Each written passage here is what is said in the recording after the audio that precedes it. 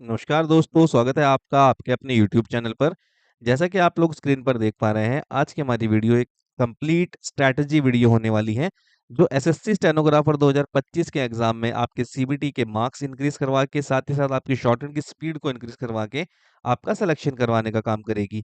जो भी बच्चे एसएससी स्टेनोग्राफर 2025 के लिए तैयारी कर रहे हैं, उनको मैं बता देना चाहता हूँ, वीडियो के एंड तक जरूर बने रहना, क्योंकि इस वीडियो के अंदर आपके सीबीटी से लेकर शॉर्टहैंड की तैयारी तक कि किस तरीके से आप सीबीटी में ज्यादा से ज्यादा स्कोर कर पाएं और शॉर्टहैंड की तैयारी करते टाइम कम टाइम के अंदर या जल्दी से जल्दी आप 100 वर्ड्स पर मिनट की स्पीड को कैसे अचीव करें। ये सारी बातें टिप्स एंड ट्रिक्स बताई जाएंगी। अगर आप लोग ये दो चीजें कर लेते हो, सीबीटी में अच्छा स्कोर प्लस 100 वर्ड्स पर मिनट की स्पीड एग्जाम में लेकर जाते हो, तो आपके सिलेक्शन के चांसेस बहुत ज्यादा बढ़ जाते हैं। तो चलिए वीडियो को शुरू करते हैं। वीडियो स्टार्ट करने से पहले आप लोगों को बता देना चाहता हूं, मैं जो भी स्टूडेंट स्पीड बिल्डिंग करना चाहते हैं एसएससी स्टेनोग्राफर 2025 के लिए, स्पीड बिल्डिंग अगर आप करना चाहते हैं या फिर आपका एम्स का एग्जाम है या सीएसआईआर का एग्जाम आपने फिल किया है, इन तीनों एग्जाम को टारगेट करने के लिए हमने अपना टारगेट 2.0 बैच लॉन्च कर दिया है। तो अगर आप चाहते हैं हमारे साथ स्टेनोग्राफी की तैयारी को आगे बढ़ाना और अपनी शॉर्टहैंड को इस तरीके से इंप्रूव करना है कि जब आप एग्जाम देने जाएं तो एग्जाम सेंटर से जब आप बाहर निकलें तो अलग कॉन्फिडेंस हो आपके अंदर, क्योंकि वो सारी चीजें आपको एग्जाम में देखने को मिले जो आपने प्रैक्टिस के अंदर कर ली हैं। तो आप टारगेट बैच एनरोल करके हमारे साथ अपनी तैयारी को आगे बढ़ा सकते हैं। चलिए वीडियो में आगे बात करते हैं। एसएससी स्टेनोग्राफर 2025 के लिए आपको सीबीटी किस तरीके से तैयार करना है और शॉर्टहैंड किस तरीके से तैयार करनी है।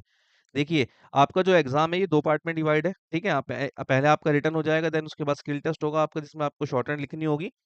इस वीडियो में हम 5 महीने लेके चलते हैं। इन 5 महीनों के अंदर अपनी सीबीटी की तैयारी को और शॉर्टकट को किस तरीके से इंप्रूव करना है, ये सारी बातें देखेंगे। देखिए, यहाँ पर हमने जो आपको बताया, ये रिटन और स्किल टेस्ट, इन दो चीजों के अलग-अलग मैं आपको दोनों की अलग-अलग स्ट्रेटेजी बताऊंगा कि किस तरीके से आपको इन दोनों को तैयार करना है, ताकि वो स्टूडेंट भी जो अभी एसएससी स्टेनोग्राफर 2025 के लिए तैयारी करने की सोच रहे हैं और जिनको शॉर्टकट के बारे में कुछ पता नहीं है या फिर इस एग्जाम के बारे में कुछ नहीं पता, ये वीडियो देखने के बाद उनको अच्छे तरीके से क्लैरिटी मिल जाएगी कि क्या-क्या चीज़ें उनको तैयार करनी है, राइट? तो जब आपका रिटन एग्ज़ाम होता है तो इसमें बेसिकली 3 सब्जेक्ट रहते हैं। देखिए, इंग्लिश रहेगी 100 नंबर की, जीके रहेगी 50 नंबर की और रीज़निंग रहती है आपकी 50 नंबर की, ठीक है? 200 नंबर का एग्ज़ाम होता है, ये टोटल कुल 200 क्वेश्चन हुए। 1 नंबर 1 नंबर का 1 क्वेश्चन होगा और 0.25 की इसमें जो है नेगेटिव मार्किंग होती है, नेगेटिव मार्क्स होते हैं। मतलब आपने 4 क्वेश्चन गलत किए तो आपका 1 नंबर डिडक्ट हो जाएगा। ठीक। कॉम्पैक्ट तरीका क्या होगा, मार्क्स की वेटेज के अकॉर्डिंग। क्योंकि देखो, जैसे 100 नंबर की इंग्लिश है ना, अब स्टूडेंट क्या गलती करते हैं, कुछ चीजें आनी है 15 नंबर की, कुछ चीजें आनी है 50 नंबर की, 45 नंबर की। तो उनको यही नहीं पता होता, एक कंप्लीट स्ट्रेटेजी ही यही होती है कि जो ज्यादा नंबर की चीजें हैं उनको टारगेट किया जाए और किस तरीके से टारगेट किया जाए, जहां से जिससे कि यहाँ से ज्यादा मार्क्स अचीव किए जा सके, राइट? तो अब सबसे एक एक करके इन तीनों सब्जेक्ट के बारे में बात करेंगे कि आपको किन किन चीजों के ऊपर काम करना है। सबसे पहले कौन सी चीजें टारगेट करनी है जिनसे कि आपका अच्छा स्कोर हो सके। देखिए, इंग्लिश की बात करेंगे। सबसे पहले 100 नंबर की इंग्लिश आपकी आती है। इस वीडियो में मैंने मार्क्स के अकॉर्डिंग इनका वेटेज बताया है कि इंग्लिश का पेपर किस तरीके से डिवाइड होता है, कितने नंबर की उसमें ग्रामर आती है, वो क्या कितने नंबर की आती है, ताकि आपको ये एग्जैक्टली पता चल सके कि किन किन चीजों के ऊपर आपको काम करना है। देखिए, ग्रामर रहती है आपकी 45 नंबर की, जिसमें कि आपके active passive, direct indirect, spotting errors, sentence improvement, ये सब रहेंगे। ये सारी चीजें मिला के आपकी ग्रामर बनती है 45 नंबर की। तो यहाँ से एक चीज हमें क्या क्लियर मिलती है कि भाई ग्रामर के ऊपर हम एक्स्ट्रा फोकस करके चलेंगे। अगर हम इंग्लिश को तैयार कर रहे हैं एसएससी स्टेनोग्राफर 2025 के एग्जाम के लिए, तो हमें अपनी ग्रामर को मजबूत करना है सबसे पहले, क्योंकि ये हमें बहुत ज्यादा मार्क्स देकर जाएगी इंग्लिश के सेक्शन में, राइट? उसके बाद आ जाती है आपकी 15 नंबर की वोकैब, जिसमें कि आपके 5 नंबर के सिनोनिम्स, 5 नंबर के एंटोनिम्स और ईडियम रहते हैं 5 नंबर के। अब ये आपको बताने का रीजन क्या है ना, बच्चों को जिनको पता नहीं होता सही स्ट्रेटेजी के बारे में या तरीके के बारे में कि किस तरीके से एग्जाम को तैयार करते हैं, तो बहुत ज्यादा अपना टाइम वो दे देते हैं वोकैब को, ठीक है। और एक गलती और करते हैं बच्चे, ग्रामर को बहुत लाइटली लेते हैं कि हाँ हमने रूल पढ़ लिए, हमें तो आते हैं। ऐसा नहीं है। एग्जाम के एंड तक, जब तक आपका सीबीटी नहीं हो जाता और आप अच्छा स्कोर नहीं कर लेते, उससे पहले आप अपने आप को कंसीडर नहीं कर सकते कि मुझे ग्रामर आती है। जब तक आप मॉक टेस्ट में अच्छा परफॉर्म कर रहे हैं, अच्छी बात है, लेकिन आपको हर एक मॉक टेस्ट से सीखना है। अपनी एक एरर बुक बनानी है जिसमें आप अपनी गलतियां नोट करेंगे। उन गलतियों से आपको पता चलेगा कि क्या-क्या चीजें हैं जो आपको ठीक करनी है। हर एक इंसान की ना जब तैयारी करते हैं तो हर एक इंडिविजुअल स्टूडेंट की गलती का पैटर्न होता है। आपको यहाँ से गलती का पैटर्न पता करना है अपना। ओके, अब ये तो बात रही उन स्टूडेंट की। चलिए एक एक सेक्शन और रह गया, इसका वो और कंप्लीट कर ले। 40 नंबर का रहता है आपका कॉम्प्रिहेंशन, जिसमें कि आपके 4 क्लॉज टेस्ट रहते हैं 20-20 नंबर के। रीडिंग कॉम्प्रिहेंशन रहता है 5-15 नंबर का, और पीक्यूआरएस जैसे जंबल वर्ड्स कहते हैं ये रहते हैं 5 नंबर के। ये है आपका 40 नंबर का सेक्शन। इसकी अलग से प्रैक्टिस होती है। जब मैं आपको मॉक टेस्ट कैसे करने हैं वो वाली वीडियो बनाऊंगा, तब आपको बताऊंगा कि किस तरीके से इन चीजों को कवर करते हैं। देखो अब यहाँ पे दो बातें हैं। एक तो हो गए बिल्कुल न्यू स्टूडेंट्स, ठीक है, जिन्होंने तैयारी अभी जस्ट अभी स्टार्ट की है, तो वो क्या करेंगे, वो तो ये सारी चीजों को कवर करेंगे। और दूसरे जो एडवांस स्टूडेंट्स हैं या फिर जो रिपीटर्स हैं, उनको क्या करना है, आप लोगों को सेलेक्ट करना है इसमें से स्पेसिफिकली के कौन कौन सी चीजें हैं जो आपसे गलत हो रही हैं। मतलब आपने जब सीबीटी दिया था तो किन किन उसके अंदर टॉपिक के अंदर आपके मार्क्स कटे थे, या कौन से क्वेश्चन आपसे गलत हुए थे, और जो ठीक थे वो तो मतलब आपको आते ही है ना। तो यहाँ से वो पर्टिकुलर सेक्शन पर्टिकुलर टॉपिक निकालने हैं एक एक करके, ठीक है, और फिर उनके ऊपर आपको काम करना है। इस तरीके से आपके मार्क्स बढ़ेंगे। ये है रिपीटर स्टूडेंट्स के लिए, ठीक है। जो नए स्टूडेंट्स हैं उनको तो पहले सबसे पहले पूरा सिलेबस ही कंप्लीट करना है। और रिपीटर्स को भी मैं एक तो सजेस्ट करूंगा कि आप लोग भी अगर सही माने मेरी बात तो एक बार कोर्स को कंप्लीट कर ही लीजिए दोबारा, बेटर रहेगा आपके लिए। ठीक है, तो इस तरीके से आप अपनी इंग्लिश को तैयार करेंगे तो आप इसमें ज्यादा से ज्यादा स्कोर कर पाएंगे। इसी तरीके से आप बात करेंगे, देखिए आगे चलते हुए वीडियो में जीके की। जनरल नॉलेज के आपके 50 क्वेश्चन आते हैं एसएससी स्टेनोग्राफर 2025 के एग्जाम में, या हर ये स्टेनोग्राफर के एग्जाम में 50 क्वेश्चन रहते हैं आपके, ठीक है। तो 50 नंबर के क्वेश्चन जो है इनका परसेंटेज मैंने यहाँ पर बता दिया है आपको कि स्टैटिक रहता है 29%, हिस्ट्री रहती है। यहाँ पे तो परसेंटेज बता दिया, मैं आपको क्वेश्चंस बता देता हूँ कि कहाँ से कितने क्वेश्चन आते हैं। देखिए स्टैटिक से आपके 14 से 15 क्वेश्चन रहेंगे, मॉडर्न हिस्ट्री से 7 से 8 क्वेश्चन, साइंस से आपके 7 से 8 क्वेश्चन रहते हैं, ज्योग्राफी से 7 क्वेश्चन, करंट अफेयर से 5 से 6 क्वेश्चन, पॉलिटी से इसी तरीके से 4 से 5 क्वेश्चन। साइंस में भी आपका जो है मेजर पोर्शन बायोलॉजी से रहता है। तो इस तरीके से आप अपनी जीके को तैयार करेंगे, प्रिसाइजली ये क्वेश्चन भी बताए गए हैं, ताकि गलती क्या होती है ना, स्टूडेंट्स क्या गलती करते हैं, देखिए जैसे मान लीजिए आप पॉलिटिक्स सबसे ज्यादा कम क्वेश्चन आ रहे हैं फॉर एग्जाम्पल, चेंज भी हो सकता है पैटर्न, चेंज भी हो सकता है इन द सेंस कि बहुत मेजर चेंज नहीं होगा, एक दो क्वेश्चन ऊपर नीचे हो जाएंगे यहाँ पे आपके ना। अब आपने बहुत ज्यादा टाइम लगाया हुआ है यहाँ पर, स्टैटिक को आपने थोड़ा हल्का लिया हुआ है, तो ये क्या होगा, आपकी गलती हो जाएगी। मेहनत तो आपने की पर लेकिन सही डायरेक्शन में नहीं की। सही डायरेक्शन से मेरा मतलब है जहां से 14 से 15 क्वेश्चन आ रहे थे सबसे पहले, और ज्यादा टाइम तो इसको देना चाहिए था ना हमें। भाई सही स्ट्रैटेजी तो यही होगी ना।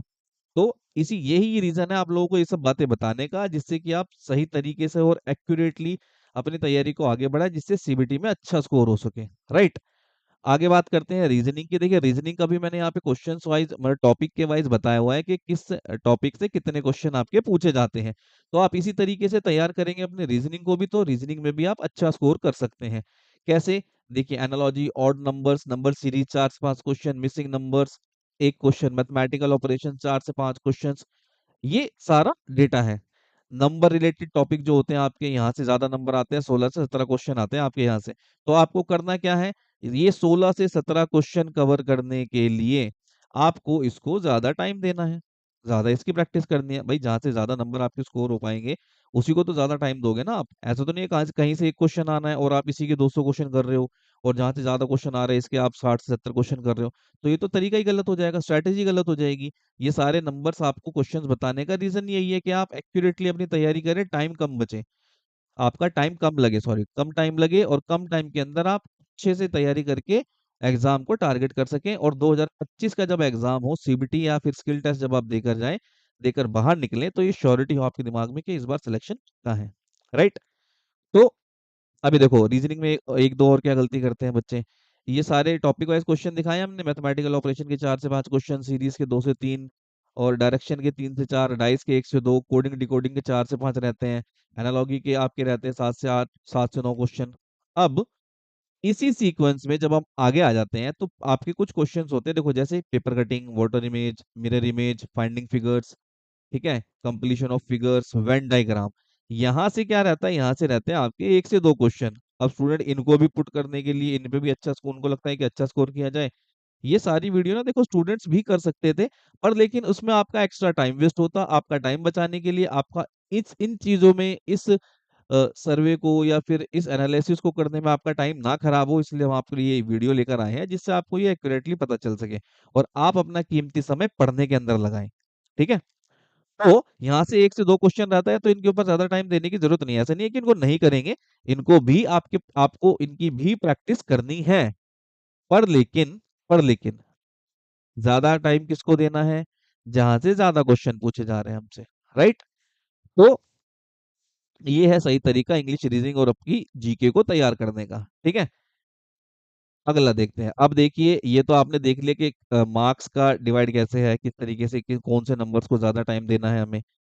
राइट, अब इसके बाद आपको तैयार कैसे करना है इन्हें, कुछ इंपॉर्टेंट स्टेप्स फॉलो करने के बाद कौन से स्टेप्स हैं वो, सबसे पहले वीडियो लेक्चर देखेंगे आप, या फिर ऑफलाइन क्लास जाते हैं तो वहां से लेक्चर अटेंड किया, अपने नोट्स बना लिया, आपने नोट्स बन गए हैं, नोट्स को रेगुलर बेसिस पे रिवाइज करना है। मतलब आप इसको ऐसे रख सकते हैं कि 3 दिन में एक बार और वीक में एक बार, वीकली और 3 दिन में एक बार तो आपको रिवाइज करना ही करना है। ये वो तरीका है जिससे आपके सबकॉन्शियस माइंड में ये क्वेश्चन सेट हो जाएंगे बहुत अच्छे से। बहुत मतलब हर बार आपको इतनी मेहनत नहीं करनी पड़ेगी, एक बार सिर्फ बुक में देखेंगे आप या अपने नोटबुक में देखेंगे तो आपको ये सारे रूल जो है रिकॉल होने स्टार्ट हो जाएंगे।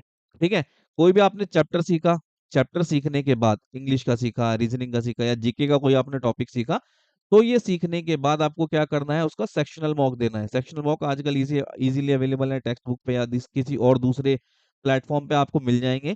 वहां से सेक्शनल मॉक जब आप करोगे ना, तो आपको पता चलेगा कि ये चैप्टर करने के बाद मेरे कौन कौन से वीक पॉइंट हैं जो मुझे अभी नहीं हिट किए हैं जिन्होंने, राइट? कि इन चीजों पे मतलब आप फॉर एग्जांपल मान लीजिए आपने रीजनिंग का कोई टॉपिक किया या इंग्लिश का कोई टॉपिक किया, और फिर जब तक आप उसका सेक्शनल टेस्ट नहीं दोगे तब तक आपको एग्जैक्टली नहीं पता चलेगा कि कितना समझ आया मुझे। आपके दिमाग में भली एक इमेज बन जाए कि हाँ भाई मुझे ये बहुत अच्छे से समझ आ गया, आपके समझ आना ठीक है, पर लेकिन हम एसएससी जो हमें क्वेश्चन देगी हमें उनको उनको राइट करना है, उनको ठीक करना है। ठीक है, और सेक्शनल मॉक के लिए आपको एक चीज और मैं सजेस्ट करूं, जब आप चैप्टर समझने के बाद पीवाईक्यूज करोगे ना तो ज्यादा बेटर रहेगा आप लोगों के लिए। देखिए यहाँ पे मैंने आपको 3 चीजें बताई थी ना, ये इंग्लिश, रीजनिंग और जीके, ये 3 चीजें मैंने आपको बताई थी। इंग्लिश का कोई भी टॉपिक समझने के बाद आप उसकी प्रैक्टिस कहाँ से करेंगे, उनके पीवाईक्यूज से। जीके की कहाँ से करेंगे, उनके पीवाईक्यूज से। रीजनिंग की प्रैक्टिस कहाँ से करेंगे, उसके पीवाईक्यूज से। ये एक अल्टीमेट सॉल्यूशन है एसएससी के किसी भी एग्जाम को क्रैक करने का। जब आप इंग्लिश के कोई टॉपिक सीखते हैं उसकी प्रैक्टिस, आजकल तो बहुत सारी बुक्स बुक्स हैं आपके पास अवेलेबल ना, आपको पता चल जाता है कि भाई टॉपिक वाइज आपको पीवाईक्यूज मिल जाते हैं। तो आपने कोई टॉपिक सीखा, कोई चैप्टर सीखा, उसकी प्रैक्टिस कहाँ से करनी है, पीवाईक्यू से करनी है। इससे 2 चीजें हुई, एक तो आपका चैप्टर क्लियर हो गया, दूसरा आपका पीवाईक्यूज की प्रैक्टिस हो गई, राइट? एग्जाम के आखिरी में बच्चे क्या करते हैं, पीवाईक्यूज के पीछे जाते हैं, अरे भाई हम पीवाईक्यूज कर लेते हैं, प्रीवियस ईयर क्वेश्चन कर लेते हैं, क्वेश्चन थोड़े आसान लगेंगे, ये आएगा एंड ऑल, ये सारी चीजें करते हैं। लेकिन आप स्टार्टिंग से ही अगर ऐसा लेकर चलते हो तो आपके लिए ये बहुत इजी हो जाएगा। इंग्लिश का टॉपिक सीखो, चैप्टर समझो वीडियो लेक्चर से या ऑफलाइन कोचिंग से, और उसको पीवाईक्यू से अपने चेक करो, क्वेश्चंस अटेम्प्ट करो पीवाईक्यू से। इंग्लिश का कोर्स भी कंप्लीट हो रहा है, पीवाईक्यूज भी साथ साथ होते जा रहे हैं। तो बाकी टाइम पे जब बाकी स्टूडेंट्स जो ये वीडियो नहीं देख पाएंगे उनकी बात कर रहा हूँ, वो स्टूडेंट्स क्या करेंगे, आखिरी के दिनों में पीवाईक्यूज की प्रैक्टिस करेंगे, वो पीवाईक्यूज सीखेंगे उस टाइम पे, राइट? लेकिन जब आप अपनी इंग्लिश जीके और रीजनिंग को चैप्टर समझ के पीवाईक्यूज से तैयार कर चुके होंगे, आप करोगे रिवीजन पीवाईक्यूज की। तो यहीं से डिफरेंस क्रिएट हो जाता है ना? क्योंकि पीवाईक्यूज का बहुत मेजर रोल होता है किसी भी एग्जाम को क्वालिफाई करवाने में। ठीक है, ये चीजें आपको फॉलो करनी है, इस तरीके से आपको एक कॉम्पैक्ट स्ट्रेटजी लेकर चलनी है जिससे कि आप ज्यादा से ज्यादा स्कोर कर सको, राइट? और जीके के लिए आपको एक चीज और बताऊं मैं, देखिए बच्चों का ना एक बहुत बड़ा इशू क्या रहता है, करंट अफेयर्स, कि सर करंट अफेयर्स कैसे तैयार करें, करंट अफेयर कैसे तैयार करें। डेली के आपको क्या करना है, 10 क्वेश्चंस रेडी करने हैं। ठीक है, आप किसी भी यूट्यूब चैनल से लिख सकते हो या फिर न्यूज़पेपर से लिख सकते हो, काफी सारी चीजें अवेलेबल है आज के टाइम पे। तो बस कुछ नहीं करना, डेली के 10 क्वेश्चन लिखने हैं, MCQ one liner, one liner. ठीक है, क्या होगा, ये होंगे करंट अफेयर। जब तक आपका एग्जाम नहीं हो जाता डेली के 10 क्वेश्चन तो लिख सकते हो आप, मुश्किल से आपको आधा घंटा लगेगा इसके लिए, है ना? ऐसे करते करते जब भी आपका एसएससी स्टेनोग्राफर 2025 का स्किल टेस्ट होगा तो आपके पास ये वन लाइनर करते करते आपका पूरा का पूरा करंट अफेयर तैयार होगा। ठीक है, और आपको अलग से कुछ करने की ज़रूरत भी नहीं पड़ेगी क्योंकि दिन के 10 क्वेश्चन पढ़ना कुछ बहुत मुश्किल काम नहीं है, ईज़िली पढ़े जा सकते हैं, राइट? इस तरीके से आप अपनी जीके को तैयार कर सकते हो करंट अफेयर के लिए। बच्चे क्या गलती करते हैं, आखिरी के दिनों में करंट अफेयर पढ़ेंगे, तो एक ना लोड आ जाता है। 10-10 क्वेश्चन डेली करके पढ़ने हैं, कुछ ज़्यादा एक्स्ट्रा लोड नहीं आएगा, कुछ आपके ऊपर अलग से फ़र्क नहीं पड़ेगा और आपका करंट अफेयर भी तैयार होता जाएगा। सेम चीज़ें करनी है, जीके का टॉपिक सीखा, स्टैटिक आपने पढ़ा, स्टैटिक पढ़ने के बाद पीवाईक्यू से उसकी प्रैक्टिस करो, सिंपल, एज़ इट इज़ याद भी कर लोगे तब भी चल जाएगा। मॉडर्न हिस्ट्री समझी, कोई टॉपिक समझा, पीवाईक्यू से प्रैक्टिस करो। टॉपिक वाइज़ पीवाईक्यूज़ मिल जाते हैं आपको, मॉडर्न हिस्ट्री के अलग मिल जाएँगे, स्टैटिक के अलग मिल जाएँगे। तो इसी तरीके से आपको अपनी तैयारी को आगे बढ़ाना है, राइट? तो इस तरीके से आप अपनी कॉम्पैक्ट तैयारी को इंटीग्रेटेड स्ट्रैटेजी को आगे बढ़ाएँगे तो आपका अच्छा स्कोर हो पाएगा जीके में भी, रीज़निंग में भी और इंग्लिश में भी। ठीक है? ये सारी चीज़ें हो गई हैं आपकी? हाँ, मैं आपको यहाँ बता रहा था। अब आपने कर लिया चैप्टर वाइज़ करने के बाद सेक्शनल मॉक कर लिया। 2 चीज़ें करनी है आपको, पहले चैप्टर समझना है, चैप्टर समझने के बाद पीवाईक्यूज़ करने हैं, फिर सेक्शनल मॉक देना है। इससे होगा आपका बहुत ही स्ट्रॉन्ग बेस तैयार और एग्ज़ाम में 100% अच्छा स्कोर होगा आपका। ठीक है?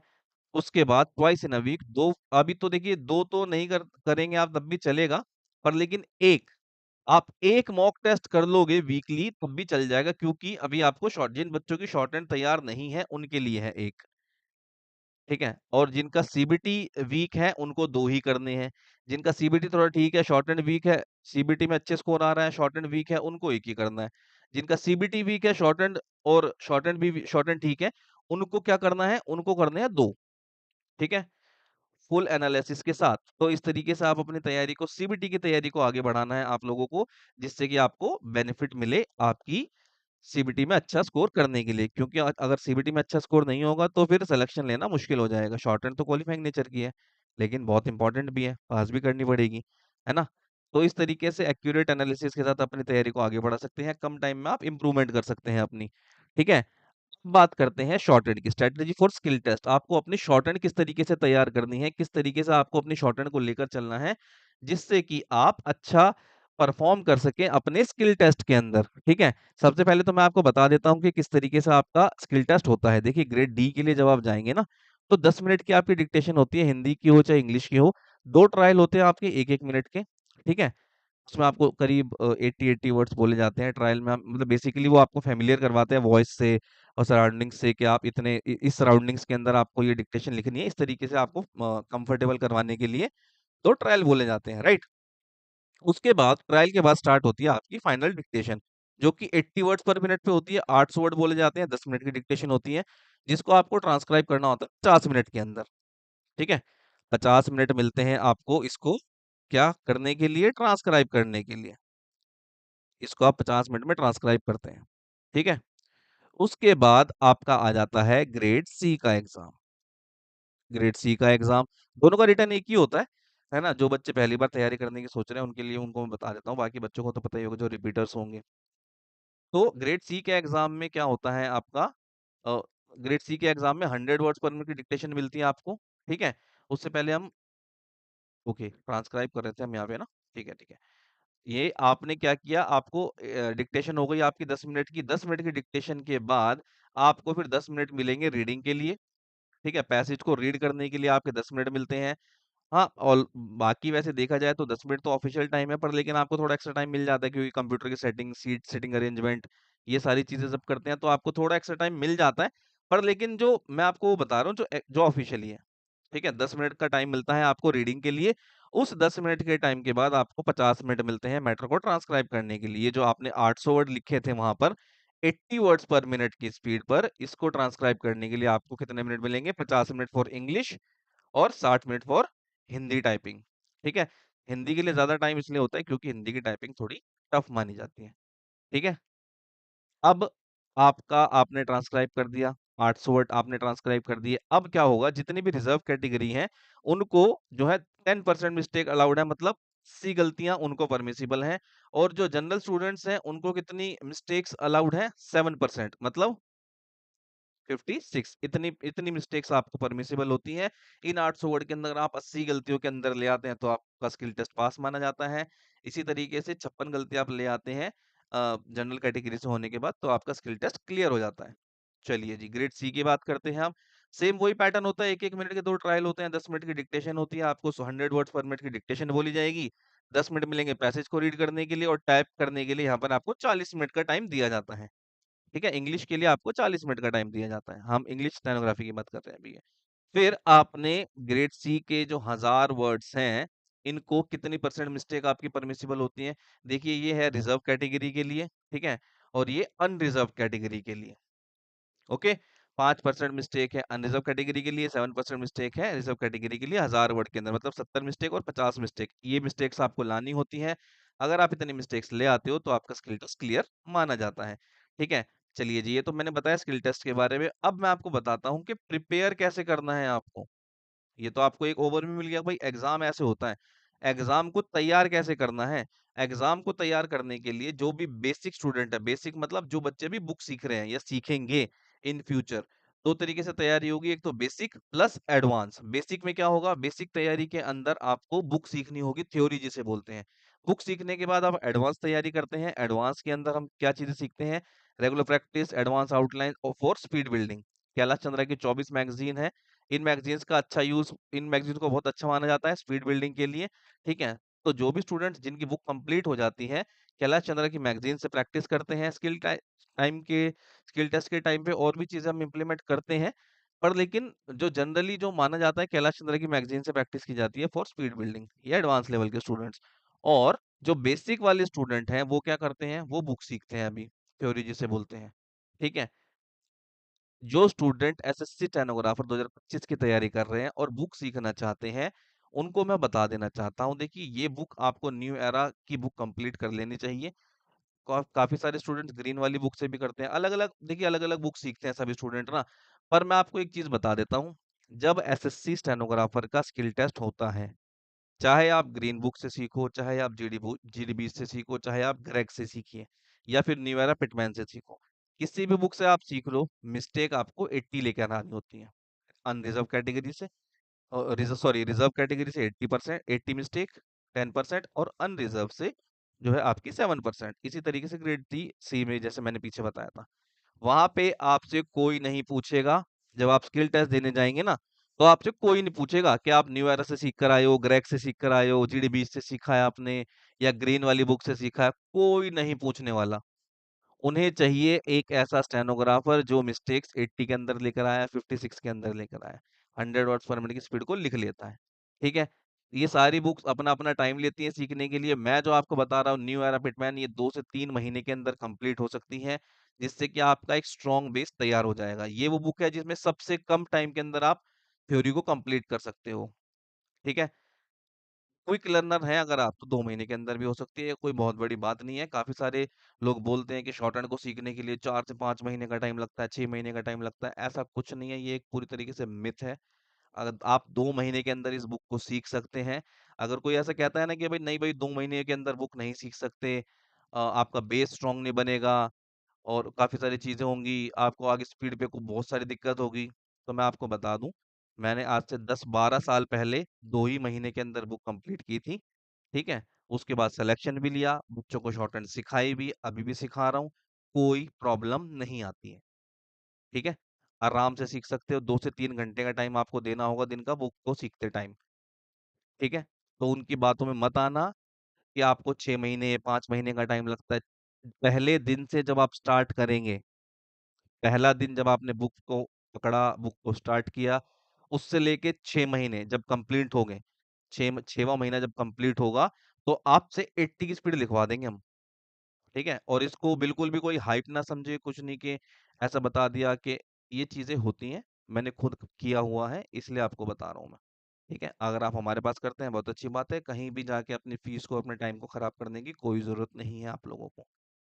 देखिए आरंभ बैच हमने लॉन्च किया हुआ है, अगर आप चाहते हैं कि हमारे साथ तैयारी करें तो 2 से 3 महीने के अंदर आपको न्यू एरा पिटमैन की बुक कंप्लीट करवा दी जाएगी। 5 से 6 महीने का टाइम आपको लगता है ऑफलाइन कोचिंग में, आपको काफी सारे लोग बताएंगे कि 5 से 6 महीने तक बुक सीखिए आप आराम से, बेस स्ट्रांग होगा। उनका एक अपना रीजन होता है। ऑफलाइन कोचिंग में आप रुकेंगे तो उनको फीस भी मोटी पे करेंगे काफी टाइम तक, जितना ज्यादा उनके पास आप रुकेंगे उतना ज्यादा उनके लिए जो है बेनिफिशियल होगा, है ना? फ्रॉम डे वन जब आपने शॉर्ट रन स्टार्ट की और 6 महीने जब आपको कंप्लीट होंगे जिस दिन 80 की स्पीड को अचीव किया जा सकता है। ठीक है? जो हमारे पास पिछले टारगेट बैच में स्टूडेंट्स हैं ना, वो भी ये बात को सुन के शॉक थे कि सर इतने कम टाइम में स्किल टेस्ट कैसे हम कर पाएँगे। पर लेकिन जब वो स्किल टेस्ट देकर बाहर आए, तो उनको ये पता चल चुका था कि ये स्किल टेस्ट क्लियर हो चुका है। वो सारे प्रैक्टिस के तरीके होते हैं जो हम आपको बताएँगे कि किस तरीके से आपको प्रैक्टिस करनी है, राइट? तो ये तो हो गया आपका बेसिक लेवल। एडवांस लेवल पे क्या होता है? एडवांस लेवल पे आपको आउटलाइन्स करेक्ट करनी होती है अपनी। आउटलाइन्स करेक्ट करने का मतलब, करेक्शन का मतलब, देखिए गोल्डन रूल होता है क्या, कि आपकी आउटलाइन अगर किसी वर्ड से क्लैश नहीं कर रही है, तो आपकी शॉर्ट हैंड की आउटलाइन बहुत बेहतरीन है। इससे होगा क्या, आपकी गलतियाँ होने के चांसेस बहुत कम होंगे, एक्यूरेसी हाई रहेगी हमेशा। ठीक है? और ये पॉसिबल भी है, कोई बहुत बड़ा रॉकेट साइंस नहीं है। हमारे साथ अगर आप शॉर्ट हैंड की तैयारी को कंप्लीट करते हैं, आगे जर्नी करते हैं, ठीक है? तैयारी को हमारे साथ आगे बढ़ाओगे तो आपकी आउटलाइन्स के ऊपर तो हम काम करेंगे ही। तो ये सारी चीज़ें उसके अंदर कवर हो जाएँगी। स्किल क्वालीफाई करने के लिए शुरुआती टाइम से अगर आप मान के चले तो इंक्लूडिंग बुक 9 से 10 महीने के अंदर आप स्टेनोग्राफर बन सकते हैं। इन शॉर्ट इन शॉर्ट अगर कोई स्टूडेंट अभी बुक सीखना स्टार्ट करता है या फिर स्पीड बिल्डिंग करता है, तो 2025 का जो स्किल टेस्ट होगा, उसमें 100 वर्ड्स पर मिनट की स्पीड को आप लेकर जा सकते हैं। इतनी स्पीड अचीव हो सकती है, बशर्ते एक कंडीशन रहेगी, आपको रेगुलर रहना होगा। ठीक है? रेगुलर रहना होगा और जो भी इंस्ट्रक्शंस आपको दी जाएगी उसको फॉलो करना होगा कंप्लीटली। राइट? इस तरीके से अगर आप लेके चलते हैं तो आप अपनी तैयारी को आगे बढ़ा सकते हो और 100 वर्ड्स पर मिनट की स्पीड को अचीव कर सकते हो 2025 के स्किल टेस्ट तक। ठीक है? जो भी बच्चे इस तरीके से तैयारी करना चाहते हैं, टारगेट बैच हमने लॉन्च कर दिया है उनके लिए। इस टारगेट बैच के अंदर क्या-क्या चीज़ें हम आपको प्रोवाइड करवाएँगे। देखिए, आपकी advance outline, live live interaction, doubt clearing आपके क्लास में हो जाता है, साथ ही साथ टाइपिंग, आपकी टाइपिंग स्पीड, आपकी आउटलाइन्स, रीडिंग डिक्टेशंस, और जिससे कि आप डिक्टेशन को रीड करेंगे तो आपकी आउटलाइन्स पर कमांड भी बनेगी। According to your level target आपको दिया जाता है कि जिसकी वजह से आप अपने जो है लेवल के अकॉर्डिंग प्रोग्रेस करेंगे। ऐसा नहीं है कि बैच के अंदर बिठा दिया और चलिए बैच के साथ चलना है आपको, ऐसा नहीं होता। ठीक है? और प्रीमियम सपोर्ट आपके पास रहेगा, जो फैकल्टी आपको पढ़ाएँगी आप उससे डायरेक्ट कॉन्टैक्ट कर सकते हैं। ठीक है? बैच को कैसे एनरोल करना है? बैच को परचेज़ करने के लिए आप एसएससी बूस्टर की एप्लीकेशन को इंस्टॉल कर सकते हैं प्ले स्टोर से, या फिर आप आईओएस यूज़र हैं तो sscbooster.com, यहाँ से आप इस वेबसाइट पर जाकर आप एप्लीकेशन से टारगेट बैच को एनरोल कर सकते हो। टारगेट बैच 2.0 इसका नाम है। एनरोल करने के लिए चार्जेज़ जो है 1999 के रहेंगे, वैलिडिटी रहेगी 3 महीने की। कई सारे स्टूडेंट हमसे पूछते हैं कि सर 3 महीने की वैलिडिटी रहेगी, हमें तो स्किल टेस्ट तक प्रिपेयर करना था। बैच जो है स्किल टेस्ट तक ही चलेगा, लेकिन ये जो फीस है ये आपको 3 महीने के लिए पे करनी है। फिर 3 महीने बाद जैसे आपका ये सब्सक्रिप्शन खत्म हो जाता है, आप उसको दोबारा एनरोल कर लीजिए। ठीक है? इस तरीके से बैच आगे चलेगा। मोड ऑफ क्लासेस क्या रहेगा? एप्लीकेशन पर क्लासेस होंगी या फिर वेबसाइट पर लाइव प्लस रिकॉर्डेड। ये सारा रहेगा सेशन। ये मैंने आपको आज की इस वीडियो में बताया कि किस तरीके से आपको तैयारी को अपनी आगे बढ़ाना है सीबीटी की और शॉर्टहैंड की। अगर आप चाहते हैं हमारे साथ तैयारी करना, तो अपनी शॉर्टहैंड की तैयारी को हमारे साथ बिल्कुल आगे बढ़ाइए। नीचे दिए गए इस नंबर पे आप हमसे कॉन्टैक्ट कर सकते हैं, किसी भी तरीके का डाउट हो स्टेनोग्राफी को लेके, सीबीटी की तैयारी को लेके, और डिस्क्रिप्शन बॉक्स में व्हाट्सएप कम्युनिटी ग्रुप का लिंक भी दिया हुआ है। आप हमारी कम्युनिटी का हिस्सा बनना चाहें, तो आप उसको जॉइन कर सकते हैं। आई होप ये वीडियो आप लोगों को पसंद आई हो। वीडियो आप लोगों को अच्छी लगी हो तो इसे लाइक कीजिए, शेयर कीजिए, चैनल को सब्सक्राइब करिए, और आपके जो भी डाउट्स हैं, आप किस तरीके के डाउट आपको आ रहे हैं स्टेनोग्राफी की प्रिपरेशन करते टाइम या फिर सीबीटी की तैयारी करते टाइम, कमेंट बॉक्स में ज़रूर बताइएगा। हम कोशिश करेंगे कमेंट बॉक्स के थ्रू आपके डाउट को सॉल्व करने की।